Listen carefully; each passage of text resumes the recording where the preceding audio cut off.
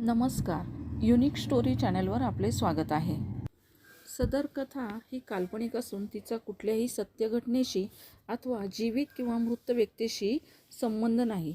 ही कथा फक्त मनोरंजनासाठी बनवली आहे. अलका व नंदू यांना 2 मुलं असतात. नंदू चांगल्या ठिकाणी नोकरी करत असतो. हातात पैसे असल्यामुळे नंदूला दारूचे व्यसन लागते. त्यामुळे हळूहळू त्याच्या वागण्यात बदल होत होता. त्याचे घरातले वागणे बदलत होते. नंदू जास्त वेळ दारूच्या नशेत राहू लागला होता. कामावर पण दांड्या मारू लागला होता. अलका त्याच्या वागण्यामुळे वैतागली होती. तिने नंदूला खूप समजावून सांगण्याचा प्रयत्न केला, तरी नंदूमध्ये कोणताच बदल होत नव्हता. उलट तो आणखीनच बिघडत चालला होता. अलका ही शेवटी स्वतःच काम करायचे ठरवते. ती स्वयंपाकाचे काम शोधते. घरातले काम उरकून ती जवळच 2-3 घरी जाऊन स्वयंपाकाचे काम करत असायची. त्यात ती कसेबसे घर चालवत होती. नंदूला दारूपायी नोकरी गमवावी लागते. त्यामुळे तो आता अलकाला पैशाची मागणी करू लागला होता. अलकाने नकार दिला तर तो तिच्याशी भांडणे करत असायचा. हे सगळे त्याची मुलं रोज पाहायची. त्यांना अलकाचे वाईट वाटायचे, पण ते काहीच करू शकत नव्हते. अलका नंदूला अद्दल घडवण्यासाठी त्याच्यापासून वेगळे राहायचे ठरवते. अलका ज्यांच्याकडे काम करत होती त्यांच्याच ओळखीने ती एक घर पाहते आणि मुलांना घेऊन तिथे राहायला जाते. नंदू हा तिथे पण अलकाला येऊन त्रास देऊ लागला. तिथे पण नंदू त्रास देतोय म्हणून अलकाला आता काय करावे असा प्रश्न पडला. नंदूची पोलिसांकडे तक्रार करायची असे ती ठरवते. ती मुलांना घेऊन पोलिसांकडे जाणार असते तेव्हा तिच्याच शेजारी राहत असलेले समीर नावाचे गृहस्थ मध्ये पडतात.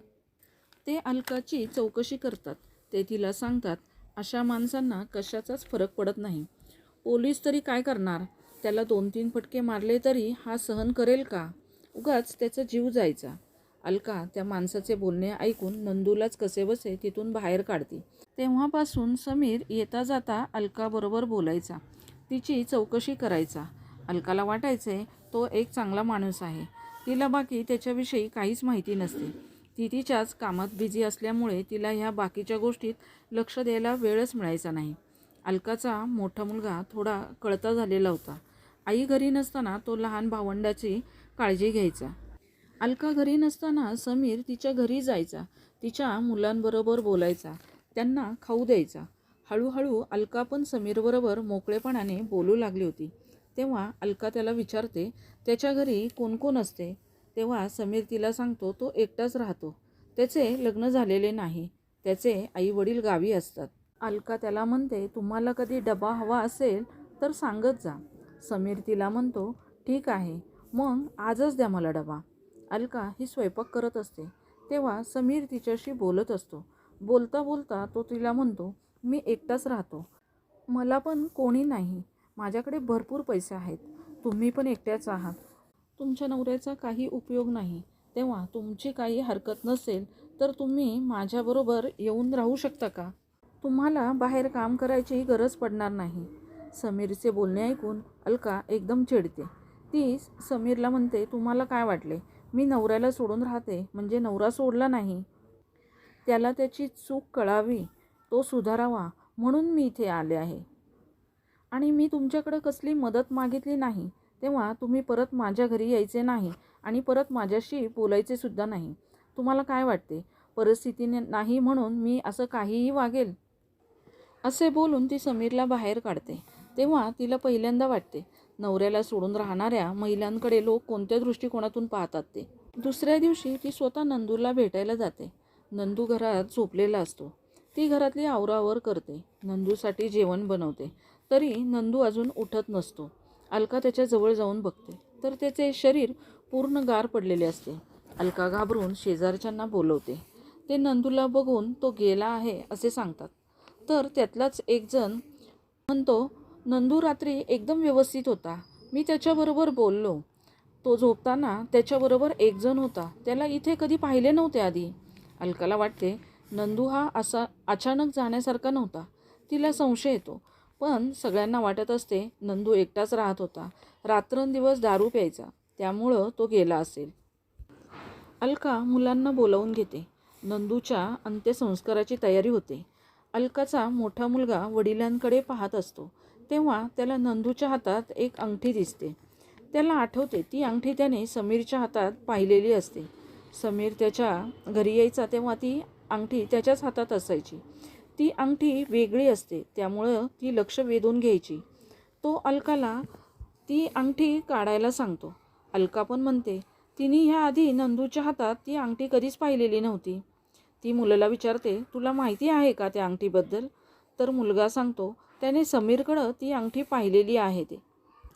समीरचे नाव ऐकून अलका विचार करते, त्याची अंगठी इथे कशी काय? अलका लगेच सगळं थांबवते आणि पोलिसांना कळवते तिला नंदूच्या मृत्यूबद्दल संशय येतो आहे ते.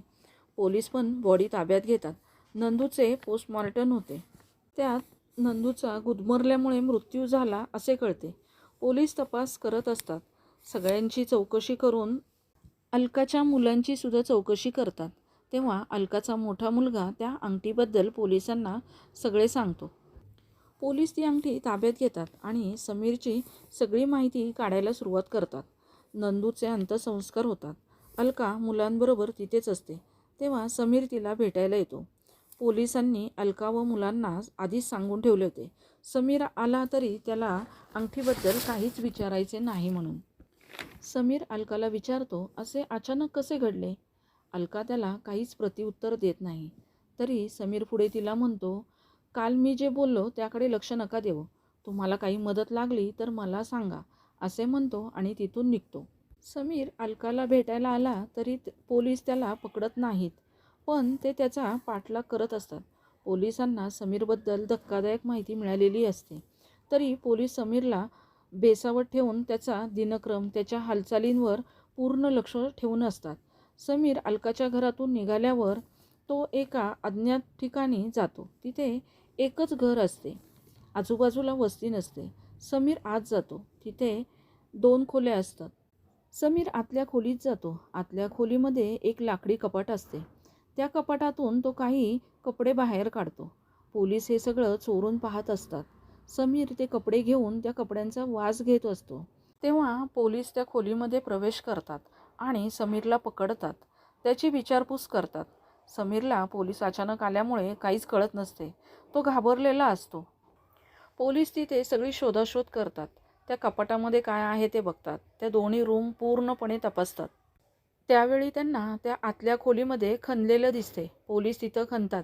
त्यावेळेला त्यांना तिथं 5 बॉडी सापडतात. त्या बॉडी 25 ते 30 वयोगटातील महिलांच्या असतात. पोलिसांना ते पाहून धक्का बसतो. पोलीस समीरला पुढच्या तपासासाठी ताब्यात घेतात आणि त्याला लॉकअपमध्ये घेऊन जातात. पोलीस समीरची कसून चौकशी करतात. त्याच्यावर सगळ्या प्रकारचे प्रयोग करून पाहतात. तरी समीर काही तोंड उघडत नसतो. समीरबद्दलची माहिती सगळीकडे वाऱ्यासारखी पसरते. पेपरमध्ये सुद्धा त्याची बातमी छापून येते. ती बातमी ऐकून पोलिसांना भेटायला एक महिला आलेली असते. ती पोलिसांच्या समोर येते आणि त्यांना सांगते ती समीरची बायको आहे. ती पोलिसांना म्हणते, तुम्ही त्याला पकडलाय म्हणून मी तुमच्यापर्यंत येण्याचे धाडस केले आहे. आमचे लग्न झाले होते. थोड्याच दिवसात मला कळाले समीर हा नवरा म्हणून योग्य नाही. तो एखाद्या मानसिक रुग्णासारखे वागायचा. तो रोज घरी येताना एका तरी महिलेचे कपडे घेऊन यायचा आणि रात्री ते कपडे घेऊन तो झोपायचा. त्याचा वास घ्यायचा. ते सगळे पाहून मला त्याची खूप किळस यायची. शेवटी मी त्याला न सांगताच त्याच्यापासून लांब गेले, जेणेकरून मी परत कधी त्याला भेटू शकणार नाही. पण आज पेपरमध्ये त्याच्याबद्दल हे सगळे वाचले, ऐकले, तेव्हा मला राहवले नाही म्हणून मी तुम्हाला भेटायला आले. तुम्ही त्याला सोडू नका. पोलीस तिला विचारतात, समीर जर पुरुष म्हणून असमर्थ आहे तर तो इतर बायकांचे खून कसे काय करू शकतो किंवा कुठल्या कारणासाठी तो खून करतोय? समीरच्या बायकोचे बोलणे ऐकून पोलीस काहीतरी विचार करतात आणि तिला घेऊन समीरच्या समोर उभे करतात. बायकोला समोर पाहिल्यावर समीरचा स्वतःवरचा ताबा सुटतो. तो तिला जोरजोरात ओरडून शिवीगाळ करू लागतो. समीर पोलिसांना ओरडून सांगू लागतो, साहेब, ह्या बाईमुळे सगळं झालंय. हिच्यामुळे सगळे खून झालेत. ही सगळ्याला जबाबदार आहे. समीरचे बोलणे ऐकून त्याची बायको घाबरते आणि तिथून जायला निघते. तर पोलीस तिलाही थांबायला सांगतात आणि समीरची परत चौकशी करतात. पोलीस समीरला विश्वासात घेऊन विचारतात, तुझ्या बायकोचा हात आहे का या खुनांमध्ये? समीर पोलिसांना सांगतो, साहेब, आमचे लग्न झाले. आम्ही लग्न करताना वचन घेतले होते ना, एकमेकांसोबत राहील, एकमेकांना साथ देईल. मग ही माझी बायको आहे ना, तिने अर्ध्यातच माझी साथ का सोडली? मी तिला आयुष्यभर सुखात ठेवेल एवढा पैसा आहे माझ्याकडं. मी तिला कपडे, पैसा, तिची हौस मौस सगळी केली, सगळं दिलं, तरी ती मला सोडून गेली. मी फक्त तिचा नवरा होऊ शकलो नाही. ती एकच गरज असते का? समीरचे बोलणे ऐकून पोलीस त्याच्या भूतकाळाविषयी जाणून घेण्याचा प्रयत्न करत असतात. समीरच्या पूर्व आयुष्याबद्दल अजून माहिती काढायला सुरुवात करतात. तेव्हा त्यांच्यासमोर समीरचा भूतकाळ येतो. तो एका श्रीमंत घरातला एकुलता एक मुलगा असतो. वडिलांची एक मोठी कंपनी असते. वडिलांनी भरपूर संपत्ती कमवून ठेवलेली असते.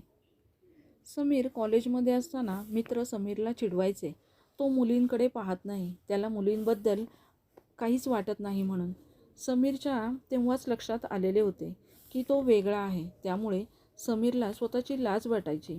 मित्रांच्या समोर स्वतःला सिद्ध करण्यासाठी तो मुलींशी मैत्री करायचा आणि तेव्हापासून त्याला मुलींच्या कपड्यांची वास घ्यायची सवय लागली होती. कारण तो त्यांना काही करू शकत नव्हता, पण तो त्यांची कपडे घेऊन त्याचा वास घेतल्यामुळे त्याला समाधान वाटायचे. हे त्याच्या मित्रांनी पाहिले होते. तेव्हा समीरने त्यांना बेदम मारले होते. एकाचा जीव जाता जाता वाचला होता. त्यामुळे त्याला कॉलेजमधून काढून टाकले होते. वडिलांना हे सगळे कळाल्यामुळे त्यांनी समीरला त्यांच्यापासून लांब ठेवले होते. त्याचे वडील पैसा पुरवत होते, पण समीर हा दिवसेंदिवस घातक होत चालला होता. कुठे जरी ठेवले तरी त्याच्या तक्रारी येत होत्या. त्यामुळे त्यांच्या वडिलांनी त्याला मानसोपचार तज्ज्ञांकडे नेले. तिथे गेल्यावर समीरच्या लक्षात येते, आपण मानसिक रुग्ण आहे म्हटल्यावर आपल्यावर कोणतीच केस होणार नाही. तिथे तो थोडे दिवस राहून परत आला. वडिलांना सुधारल्यासारखे दाखवले व इकडे राहायला आला. समीरच्या वडिलांनी त्याचे नाव खराब होऊ नये म्हणून त्याचे लग्न एका मुलीशी लावून दिले.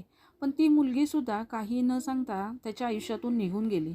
त्यामुळे समीर एकदम बिथरला जातो आणि त्याचाच बदला म्हणून तो ज्या महिला नवऱ्यांना सोडून जातात त्या महिलांना टार्गेट करून त्यांचे खून करत असतो. पोलिसांना समीरच्या पूर्व आयुष्याबद्दल माहिती मिळाल्यावर पोलीस पुन्हा समीरकडं चौकशी करतात. तो जर महिलांना टार्गेट करत होता तर त्यांनी अलकाच्या नवऱ्याला का मारले? समीर पोलिसांना सांगतो, मी काही महिलांचा खून केलेला नाही, मी त्यांना शिक्षा दिली. त्यांनी लग्न केले होते ना, सुखदुःखात साथ देईल अशी वचने घेतली होती ना, मग नवऱ्याला एकट्याला सोडून त्या कशा काय सुखात जगू शकतात, म्हणून मी त्यांना शिक्षा दिली. तो म्हणतो, माझे काम अजून पूर्ण झालेले नाही, तुम्ही मला मध्येच पकडलेत. मला वाटले होते अलका सोडून गेल्यामुळे नंदू माझे म्हणणे ऐकेल आणि माझ्या कामात तोही मला मदत करेल, म्हणून मी त्याला भेटायला गेलो होतो. मी त्याच्याशी बोललो, त्याला खूप समजावलं, पण तो वेडा, त्याचे अलकावर खूप प्रेम आहे. तो म्हणाला मी अलकासोबत असे काहीही करणार नाही, म्हणून नाईलाजाने मला त्याला मारावे लागले. पुढे पोलीस समीरला विचारतात, तू समीरला अंगठी का दिली तुझी? समीर पोलिसांना सांगतो, मी त्याला दिली नाही, तो माझ्या अंगठीकडे सारखा पाहत होता. मला वाटले अंगठीचे लालच दिले तर निदान हा माझ्याशी बोलेल, माझे काम करेल, माझ्या कामात तो मला मदत करेल, म्हणून ती अंगठी मी काढून त्याच्या हातात घालायला दिली होती. पण त्यांनी बोटात घातली आणि ती परत निघेना. त्याला मारल्यावर ती अंगठी काढण्याचा मी खूप प्रयत्न केला, पण ती अंगठी त्याच्या बोटात रुतून बसली होती, ती निघालीच नाही आणि त्याच अंगठीने माझा घात केला. समीरचे बोलणे ऐकून पोलिसांना आता कळले असते, त्याच्यावर गुन्हा सिद्ध झाला तरी त्याला शिक्षा होणार नव्हती, कारण तो एक मानसिक रुग्ण आहे. म्हणून त्याची रवानगी तुरुंगाऐवजी मेंटल असाइनमेंटमध्ये होणार असती आणि शेवटी तसेच झाले. समीरच्या वागण्यामुळे डॉक्टर त्याला एक मानसिक रुग्ण आहे, त्याला ट्रीटमेंटची गरज आहे असे सिद्ध करतात व त्याला परत मेंटल असाइनमेंटमध्ये दाखल करतात. अलका व तिचा मुलगा ह्यांच्यामुळे समीरचे खरे रूप सगळ्यांच्या समोर आले होते. आज समीर मेंटल असाइनमेंटमध्ये आहे. समीरला त्याच्या गुन्ह्याची शिक्षा मिळेल का नाही माहीत नाही, पण आज तरी अलका व तिच्या मुलामुळे अजून बळी जाणार नाहीत. म्हणून आपण समाजात वावरत असताना अशा वृत्तीच्या लोकांना वेळीच ओळखून त्यांना अद्दल घडवली पाहिजे. आजची स्टोरी ऐकून तुम्हाला कशी वाटली ते कमेंट करून नक्की सांगा आणि अशाच वेगवेगळ्या विषयांवरील स्टोरी ऐकण्यासाठी आमचे चॅनल नक्की सबस्क्राईब करा, लाईक करा, शेअर करा. थँक्यू.